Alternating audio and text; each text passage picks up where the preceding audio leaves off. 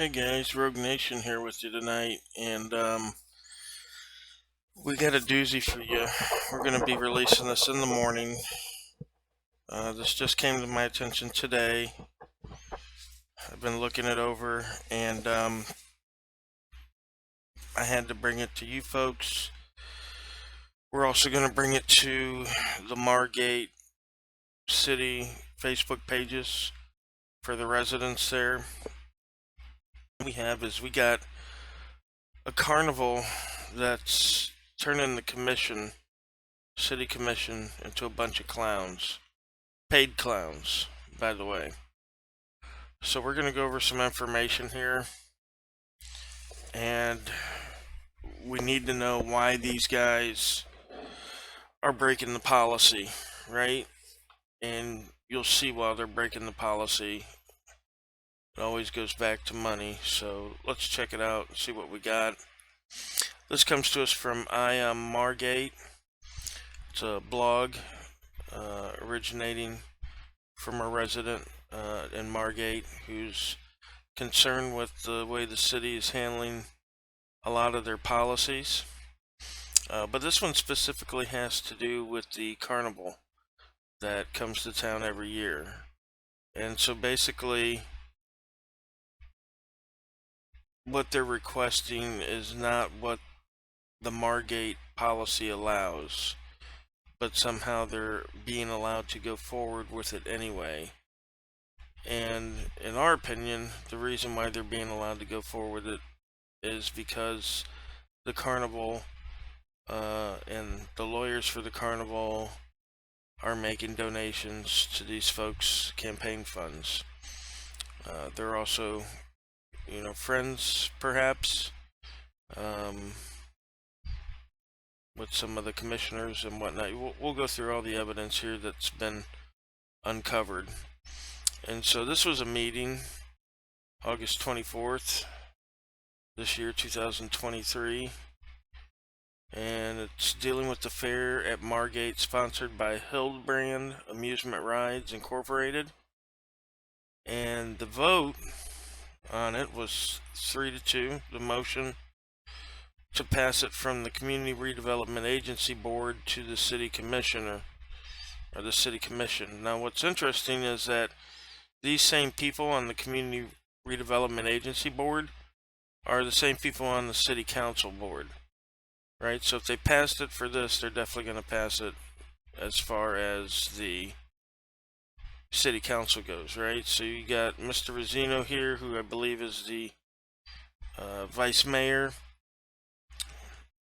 You have Mr. Arciero, who I believe is a commission member, and Mr. Cagioni, who I believe is the mayor. We had two young ladies here, Mrs. Simone and Mrs. Schwartz, that voted no. So it says here that on the 24th, the CRA board did not adhere to their own CRA event policy and granted permission to Hildebrand Amusement Rides to use CRA property to hold their fair at Margate. Okay, so now this is a policy that's been enacted by them. Why they feel that they don't need to follow their own policy and can just make up rules on the fly. You know as well as I do that that's the kind of power tripping that these folks like to do, right? They just do whatever they want and try to explain it away with cop-splaining or politician-splaining. But let's look at the event policy here. And it says use of the CRA property shall be restricted to sponsors who have a business, nonprofit organization, or religious institution in the city of Margate. Now, Hildebrand Amusement Rides does not own a business, nonprofit, or religious institution in the city of Margate. Alright? It also says down here that events on the CRA property shall be restricted to 4 carnivals a year. Each carnival shall be permitted to operate for a maximum length of 14 days or 2 weekends. All operations must cease by 10 p.m. weeknights and 11 p.m. on weekends. Okay, he says down here that event sponsors to be Margate based. It also again lists the length of the carnivals for 14 days or 2 weekends and requires operations to cease at 10 p.m. on weeknights, 11 p.m. on weekdays. The applicants request did not meet either of those requirements. They plan to hold their event for 17 days, 3 weekends, a total of 3 weekends altogether in those 17 days, and to close at 12 a.m. weeknights and 1 a.m. on weekends. Alright. We could see that the organization name and the organization address is in Fort Lauderdale and not Margate. Alright, we can also see the fair event operation from 11/17 to 12/4, or excuse me, 12/3. Okay, hours 12 a.m.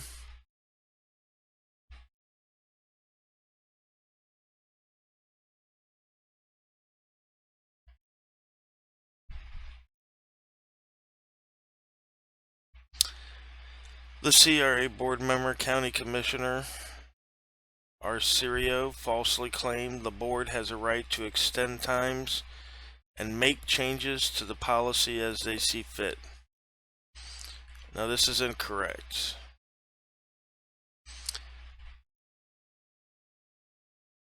It says here that the CRA reserves, and this is the CRA event policy at the bottom of page 2. You can download it here. I'll be including the link to this blog. It says the CRA reserves the right by majority to extend the times of approved events for good cause.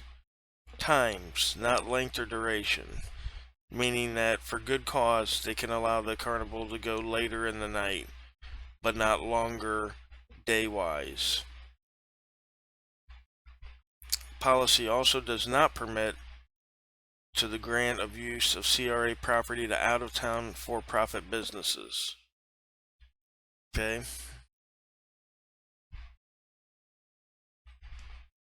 The good cause Mr. Arciero gave was that it would make the fair operator more money, ignoring the fact that extended hours has brought trouble to Margate in the past, including shootings and riots. Okay? I mean, let's be honest. It's not a family that's at the fair at midnight, right? So, let's not try to act like it is, you know, a family affair at midnight on Friday night.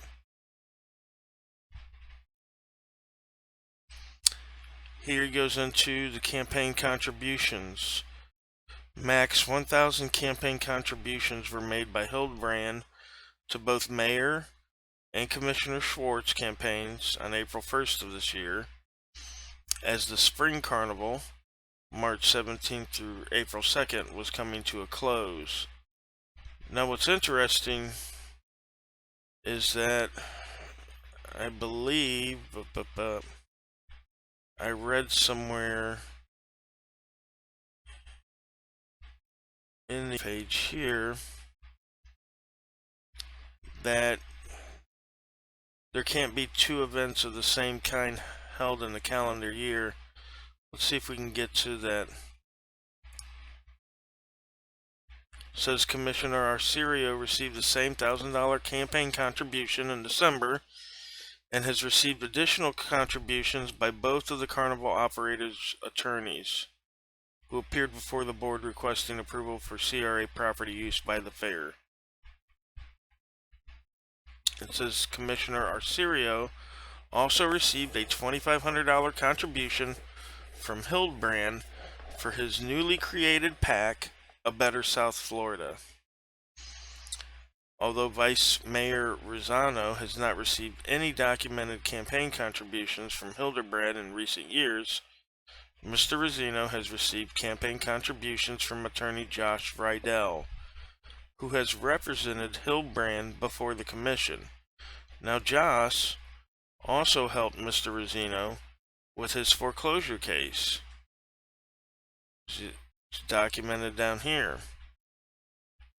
It says, coincidentally, the foreclosure case on Rosino was closed February 17, 2023, after a $100,000 debt was satisfied. Here's the satisfaction of the mortgage on that. One day after the February 16, 2023 meeting, when the CRA, chaired by Rosino, extended hours for the Carnival after previously reducing operating hours at the January meeting. 1 month later, March 2023, Vice Mayor Rosino, along with Commissioner Arciero and Mayor Caggiano, voted to allow the controversial fair without giving any justification or reason to the residents who showed up to the commission meeting to oppose the fair. Nor did the attorney representing the carnival operator ever approach the podium to give any information to commissioners or residents regarding his client's proposed fair.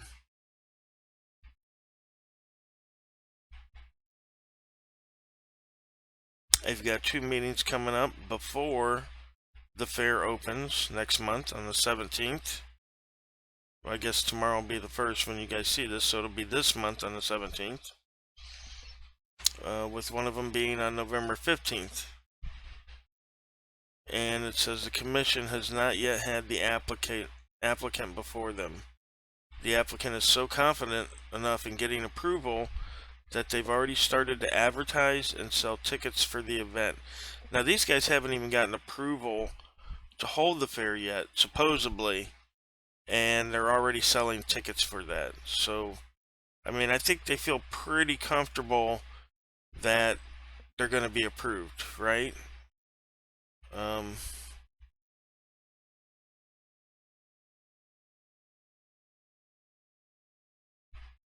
let's look real quick over here at the Good Cause video. This is from May 24. It's only 47 seconds long. The CRA reserves the right by majority to extend the times of approval events for good cause. So what is being considered good cause? I think that's in the, I think it was- the fair holder or the Yeah. participant. We explained last time that that's where the revenue is, but that, after a certain time, they break even, and after that, Right. it's profit per evening, so it doesn't matter of making it worth their while. Remember, they are A business. paying a large amount of money to the city, the CRA, for the police, the fire. No, So they- Okay, I'm all with you. business. I'm with you. They are trying to make money. right. Anything else, Joanne? I think that's it. Thank you. Alright guys, so you saw the video. While you were watching the video, I took a look at the event policy, and it states right in the policy here that a sponsoring organization may hold an event twice a year on CRA property, but it shall be restricted to hosting only one event of the same type each year, which, as we can see, they've already held a fair here, a carnival, March 17th through April 2nd. So that should forbid them from holding a fair starting November 17th. I think these guys are making a lot of money doing this. They're definitely shelling out, money in campaign contributions, which begs the question, is that the only time, the commission violates its own policies is when it's somebody that's a campaign contributor? I don't think me or you or any other regular citizen could apply to hold a carnival there when we didn't live there, and to have the commission willingly violate their own policies.